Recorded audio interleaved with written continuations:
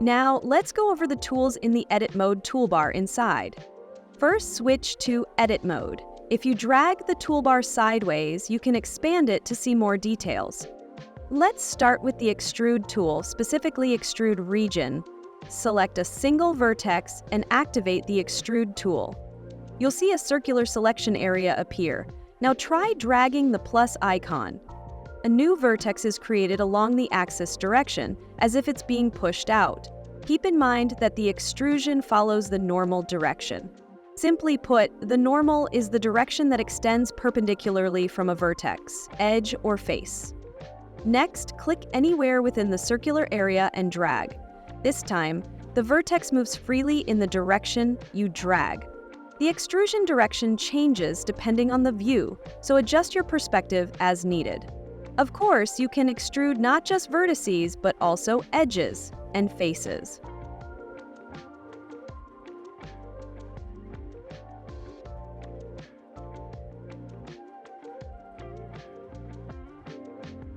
If you look at the upper left options, you can change how the gizmo is displayed. Switch from normal to XYZ in the view. Now the gizmo follows the XYZ axes, allowing you to extrude perpendicular to them. Some tools in the toolbar have a small arrow in the lower right corner. These indicate that multiple related tools are grouped together. You can hold down on these tools to reveal more options. For example, hold down the Extrude tool and select Extrude Manifold. This tool lets you extrude without creating new vertices. It's similar to the Scale tool, but the key difference is that Extrude tool pushes faces out along the normal direction.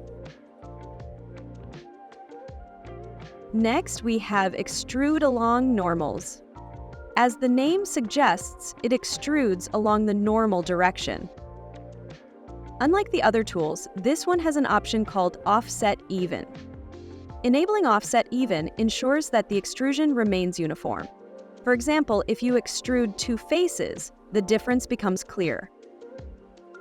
The lower left face was extruded using Extrude Region, while the upper right face was extruded using Extrude along normals with Offset Even enabled. Now, let's move on to Extrude Individual. As the name implies, this tool extrudes faces individually. Select two faces and try using it. Each face extrudes separately along its own normal direction. The last extrude tool we'll cover is Extrude to Cursor. This tool allows you to extrude a selected area to any point in 3D space by clicking. When this tool is active, you won't be able to select the mesh. So first, switch to the Selection tool and select the face you want to extrude. Then, reactivate the Extrude tool and click anywhere to extrude the face to that location.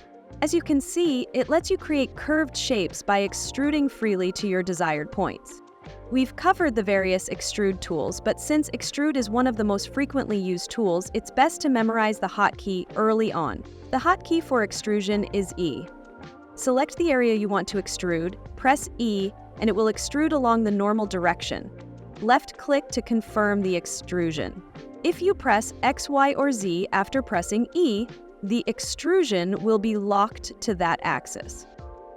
Additionally, if you extrude with E and then right-click, the extrusion will be confirmed at the same location. At first glance, it may seem like the extrusion was canceled, but if you move the selection with the Move tool, you'll see that it actually extruded in place. In this case, it's more like duplicating rather than extruding. A common issue is that extruded vertices can overlap without you noticing, resulting in duplicated geometry in the same location. This can lead to unexpected errors, so be careful. To prevent this, press A to select all, then press M to open the Merge menu and select by distance. This will merge any overlapping vertices, eliminating duplicates. You can check the number of merged vertices at the bottom of the screen. While extruding, you can also access the extrusion tools from the Vertex, Edge, and Face menus.